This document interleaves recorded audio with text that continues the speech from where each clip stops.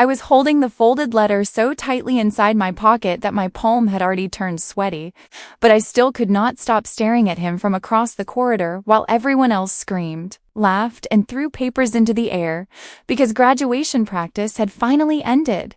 He was leaning against the railing while talking to my friend, Serene, the same girl he had loved since third year, and the same girl I convinced to stay with him every single time she wanted to leave. The worst part was that he still smiled at her the exact same way. Soft, patient, like she was the only person in the room. I told myself I was already prepared for that. I told myself I only needed closure before graduation separated all of us forever. But the moment I saw him fixing the loose ribbon on Serene's sleeve while she laughed at him, something painful crawled up my chest so suddenly that I had to look away before anyone noticed my face breaking apart. "Are you really doing it?" one of my classmates asked after noticing the letter halfway out of my pocket. I forced a laugh even though my throat already felt dry. Maybe. After all these years? I nodded because denying it suddenly felt pointless. Everybody eventually notices the person who always stays. The person who waits. The person who never gets chosen. I thought I could still control myself until Serene suddenly walked toward me with an unreadable expression and grabbed my wrist before dragging me toward the empty staircase beside the gym.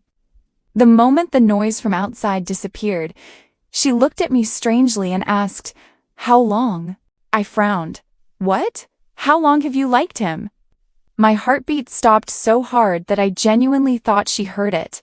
I tried laughing again, but this time the sound barely came out. "What are you talking about? You think I never noticed?" she whispered. "You always defended him, even when we fought. You always convinced me not to leave him. Even when I treated him badly sometimes, you still chose his side." I opened my mouth, but nothing came out because she was right. And hearing it from her felt humiliating. "I wasn't trying to steal him," I finally managed to say, though my voice sounded embarrassingly weak. I know. That answer surprised me more than anger would have.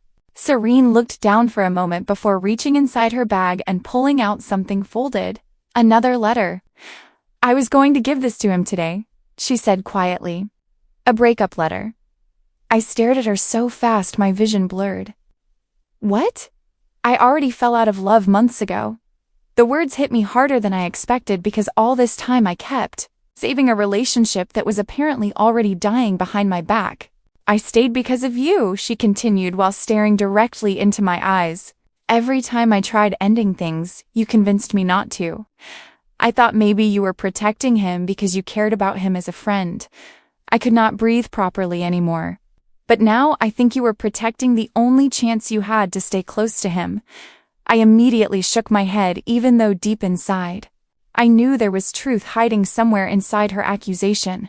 "That's not fair," I whispered. "No," she replied softly. "What's not fair is that you loved him first."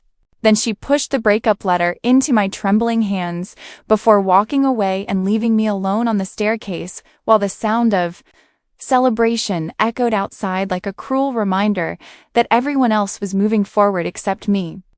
That night, rain hammered the roof hard enough to drown my thoughts, but somehow it still was not enough.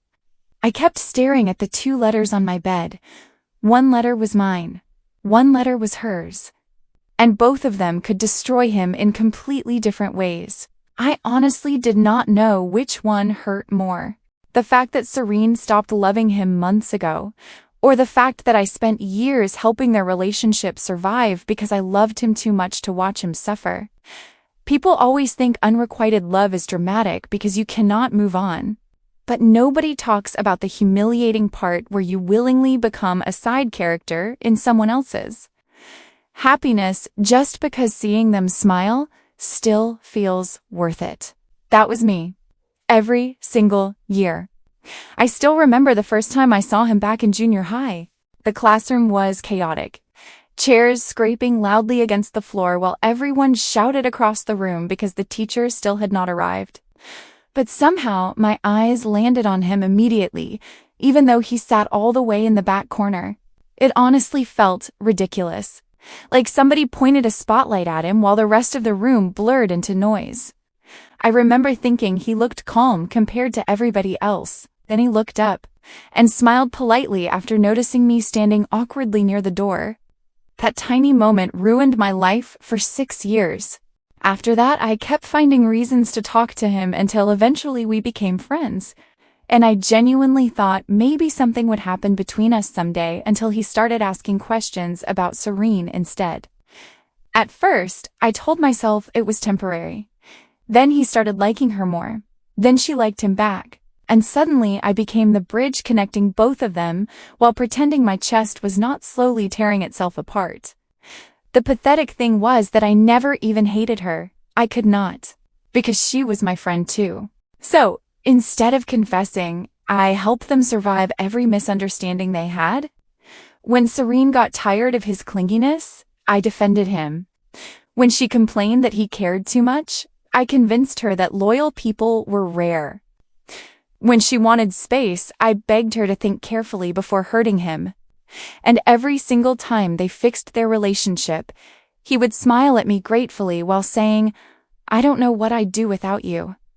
He had no idea how badly those words destroyed me.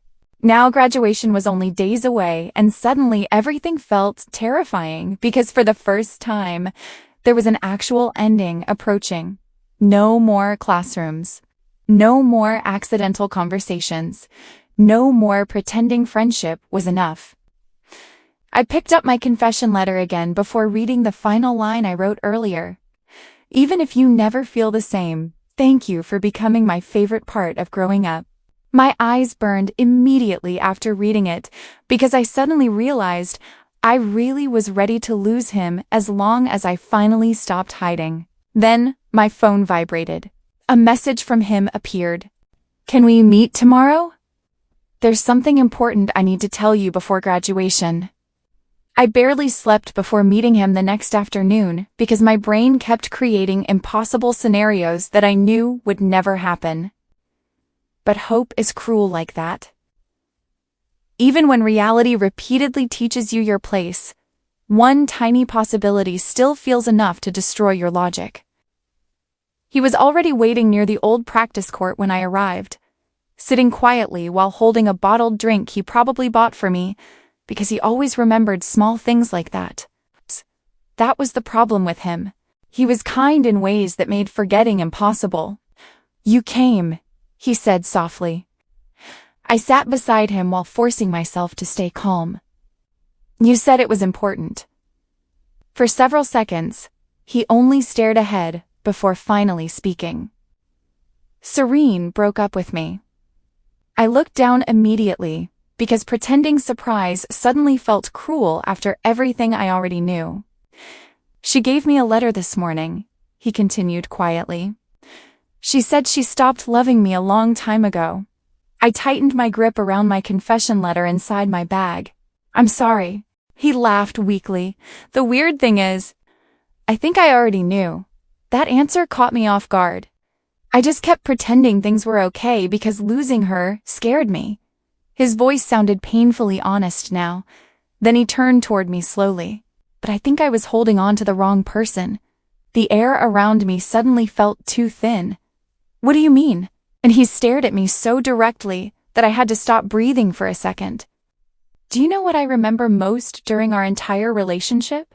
I could not answer. "You." Everything inside me froze. "When we fought, you were there. When she ignored me, you stayed. When things got messy, somehow you always understood me better than anyone else."